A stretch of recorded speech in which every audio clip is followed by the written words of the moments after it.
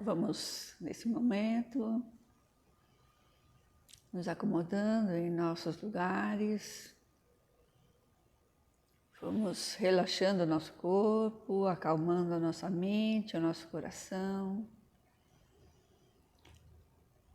Vamos esquecer nesse momento nossos problemas do dia a dia, nossas dificuldades, para que possamos nos ligar aos nossos amigos espirituais que conosco estão presentes nesse momento.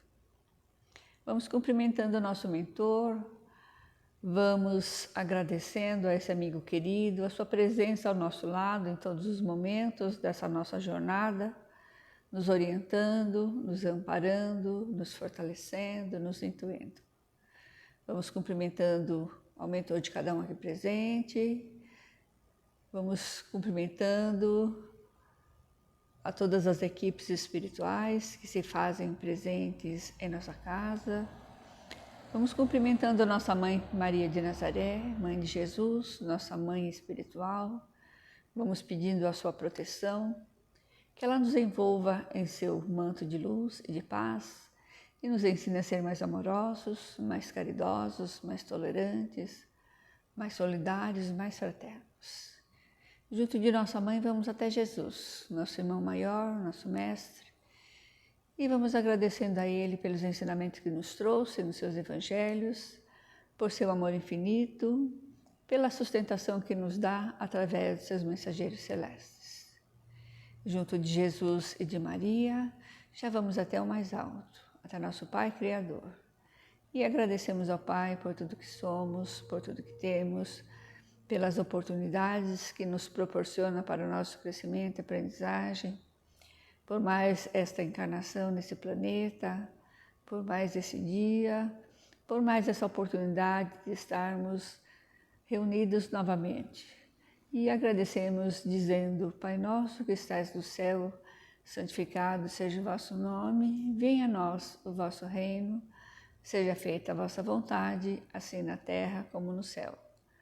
O pão nosso de cada dia nos dai hoje, perdoai as nossas dívidas, assim como perdoamos aos nossos devedores. E não nos deixeis cair em tentação, e livrai-nos de todo mal, que assim seja, graças a Deus.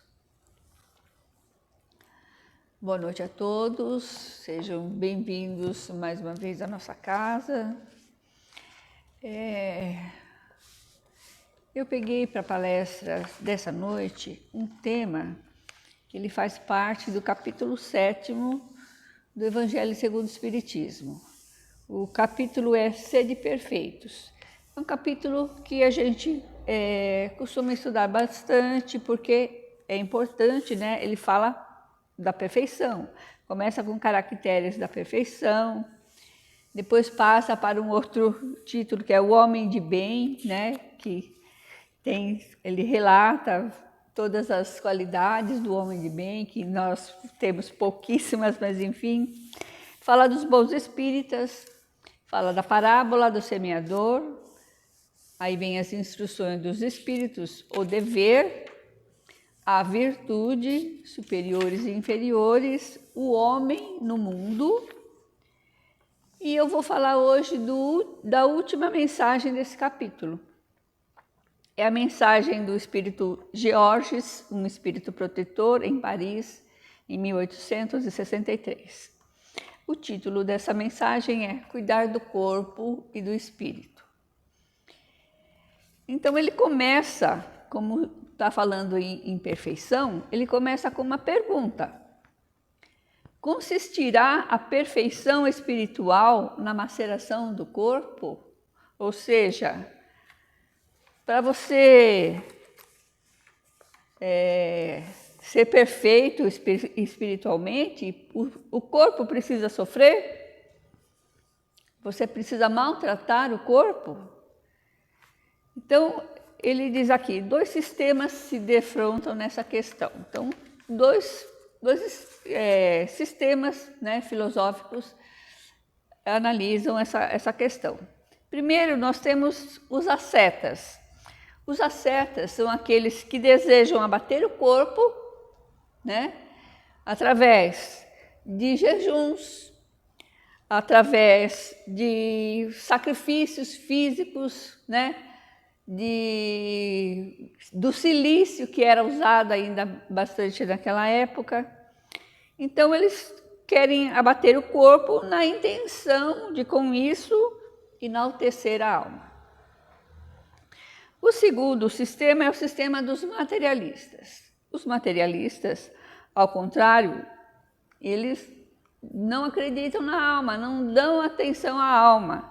Acham que só o corpo existe. E por isso esse corpo deve receber todas as regalias, todos os contentamentos. Então aqui o espírito Georges, ele diz assim, que são duas violências tão insensatas uma quanto a outra. Nem uma coisa e nem outra.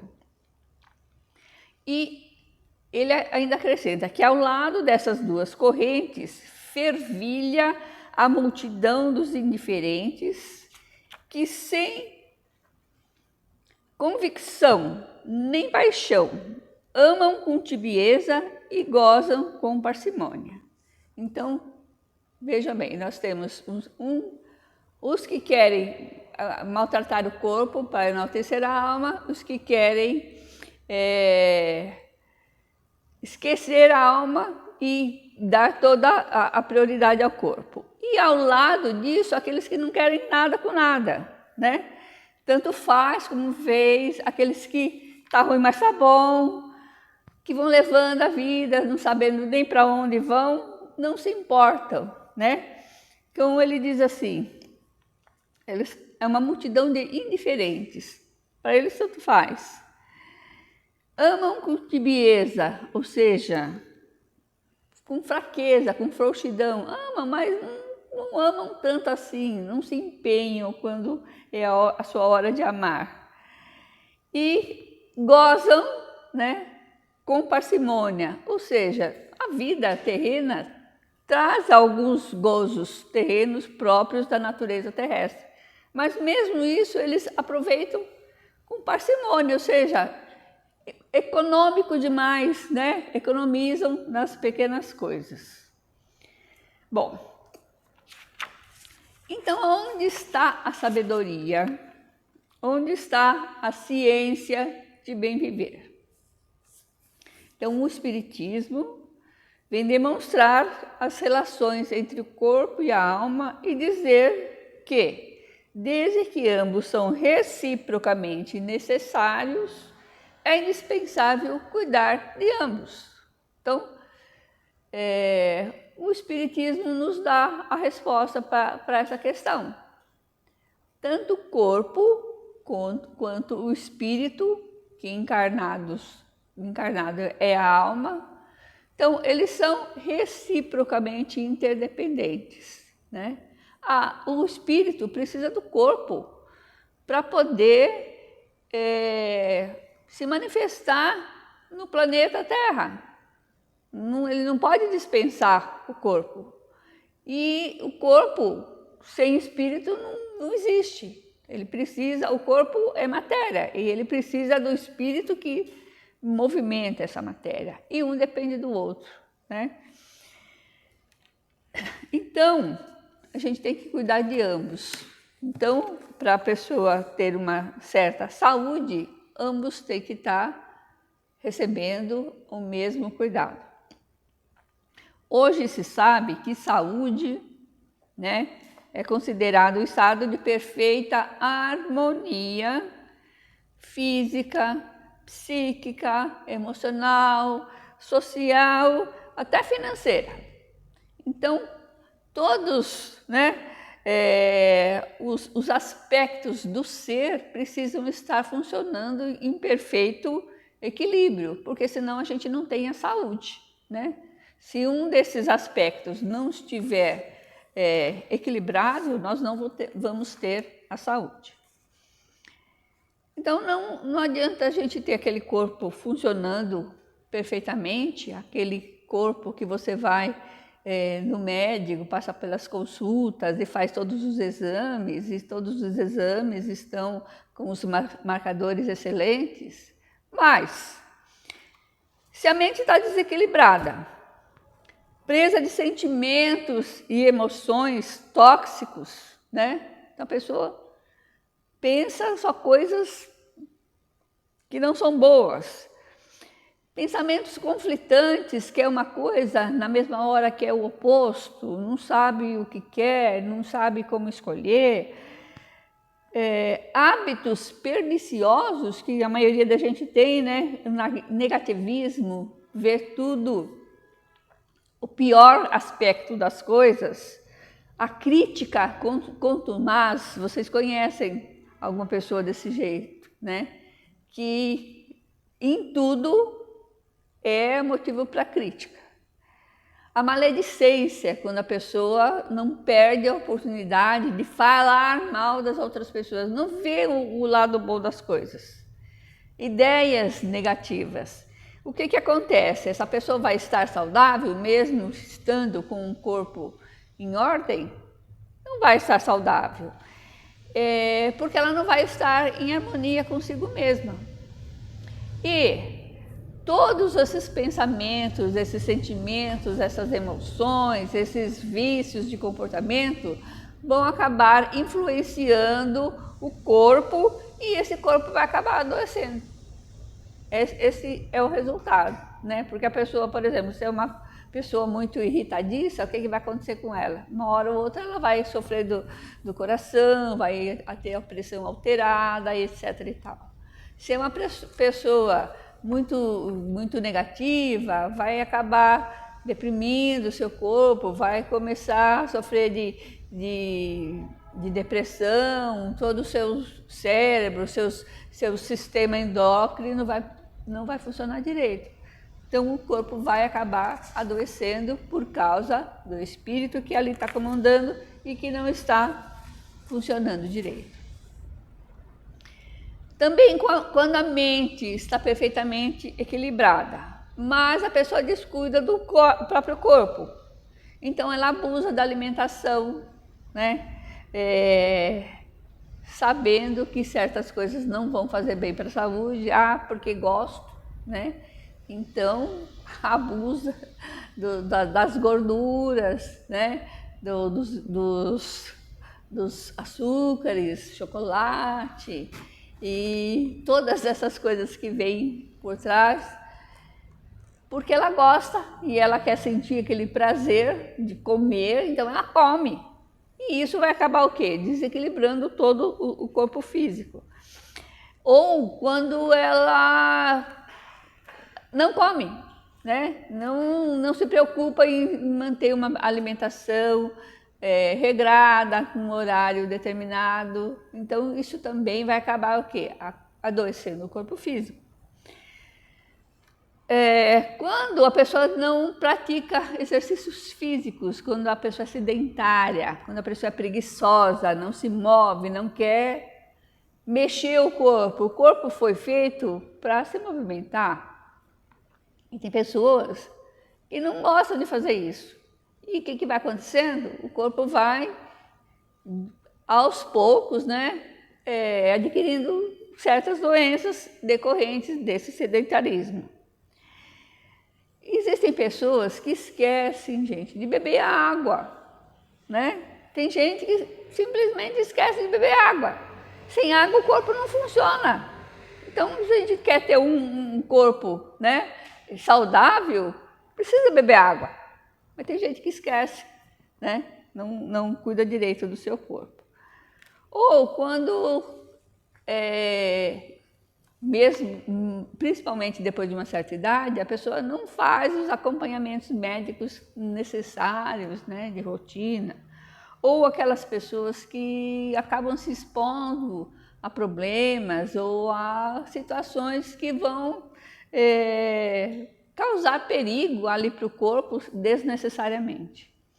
Então, tudo isso implica no aparecimento de doenças e a pessoa vai se enfraquecendo, então vai havendo a depauperação das forças físicas e isso acontece o quê? Mesmo que o espírito esteja em harmonia, ele não vai ter como se expressar naquele corpo né, adoecido, frágil por causa da falta de cuidados com o corpo físico. E o cuidado maior que a gente tem que ter com o nosso corpo físico nesse momento é o quê? A máscara, a vacina quando a gente pode tomar, quando deve. E tem algumas pessoas que, não sei por que motivos, acreditam que isso não é necessário. Então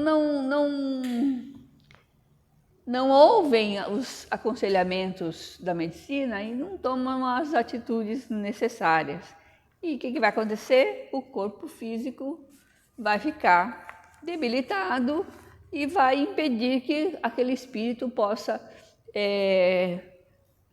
fazer tudo aquilo que ele tinha se planejado para fazer. Então a mensagem do Georges, no último parágrafo, ele começa assim: amai, pois, a vossa alma, mas cuidai também do corpo físico, que é o instrumento da alma. Esforçando-se para realizar, então, o quê? Aquela reforma íntima, né? Dominando as nossas más tendências, examinando aqueles probleminhas que a gente tem, controlando essas más tendências, esses vícios, corrigindo as nossas imperfeições. Mas é preciso também cuidar do corpo, que é o instrumento da alma, e desconhecer as necessidades que lhe são peculiares por força da própria natureza é desconhecer as leis de Deus. Nos dias de hoje, a gente percebe que a expectativa de vida das pessoas está um pouco maior. Por quê? Porque a ciência está nos ensinando como fazer para cuidar melhor do nosso corpo. E aprendendo a cuidar melhor do nosso corpo, nós podemos prolongar um pouco a nossa vida. Por quê? Porque isso é a natureza. Isso está dentro das leis de Deus. Então, desconhecer como é que funciona o nosso corpo e acreditar em fake news é desconhecer as próprias leis de Deus, né? O nosso corpo funciona perfeitamente porque é um instrumento planejado pelos os engenheiros celestes que nos deram essa configuração de acordo com as leis de Deus. Então a gente precisa saber como é que isso funciona, porque senão é a mesma coisa que você pegar um carro e sair dirigindo sem saber como é que funciona aquilo, né?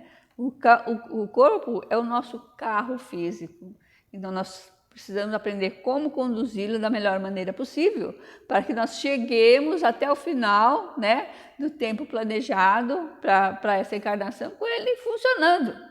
Porque se a gente pega o carro e vai para qualquer lama, atoleiro e coloca ele onde ele não deve ir, o que vai acontecer? Logo, logo ele não vai prestar mais, né? Então é isso que a gente tem que fazer com o nosso carro físico. Cuidar para que ele possa resistir até o limite que ele está preparado. Então ele pede o seguinte: não o castigueis pelas faltas que o vosso livre-arbítrio o fez cometer. O corpo não é culpado de nada, quem é culpado é o espírito que comanda esse corpo, né? O corpo é como se fosse um burrinho, né? que carrega o nosso espírito. Se nós não conduzirmos da melhor maneira possível, ele não vai chegar ao destino correto. E ele não é responsável por nada, quem é responsável é o espírito que está ali conduzindo aquele corpo. Por isso, ele não precisa ser maltratado, né? Sereis por acaso mais perfeitos se martirizando o corpo não vos tornardes menos egoístas, menos orgulhosos e mais caridosos? Não, né? A perfeição não se vai conquistar com o sofrimento do corpo físico, mas com a reforma, né? A melhoria do nosso espírito. Nós viemos aqui para evoluir. Então, o que nós precisamos fazer para encaminhar nesse caminho da perfeição? Então, ele dá um conselho aqui.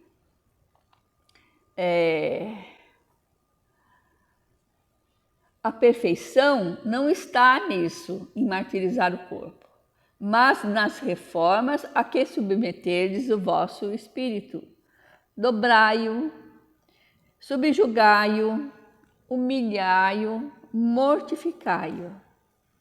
Esse é o meio de o tornar mais dócil à vontade de Deus e é o único que conduz à perfeição. Então, se nós aspiramos a subir um degrauzinho na perfeição, nós precisamos fazer o quê? Cuidar de controlar o nosso espírito, né? Porque quem é nervoso não é o nosso corpo, é o nosso espírito. Então, nós temos que controlar essas más inclinações, né? Esses vícios que nós temos. Temos que segurar, né? De uma maneira ou de outra, dobrar, subjugar, né? Jesus nos pediu para amar ao próximo, perdoar, né? Os inimigos, mas a pessoa é difícil perdoar, né? Por quê? Porque ela tem um orgulho, tem aquele sentimento, né? Tem a vaidade, esses sentimentos que impedem com que ela pratique essas coisas que Jesus nos ensinou. E não é fácil mesmo, porque nós ainda carregamos uma dose muito grande desse orgulho, dessa vaidade, desses sentimentos que nos desviam do caminho correto. E se nós não aprendermos a controlar esses sentimentos, né, nós não vamos chegar a essa perfeição, se é o que nós pretendemos. Então, depende de quem? Só da gente mesmo, né? E fácil não é, mas é para isso que a gente está nesse planeta Terra, para aprender aos poucos, passo a passo. Um dia, aos poucos, a gente vai eliminar essas dificuldades. Porque cuidar do corpo físico a gente já está aprendendo, a expectativa de vida está se ampliando. Agora, cuidar do espírito e manter sob controle esses pensamentos, esses sentimentos, né, que nós temos, isso é muito mais difícil. Mas é isso que a gente precisa aprender a fazer.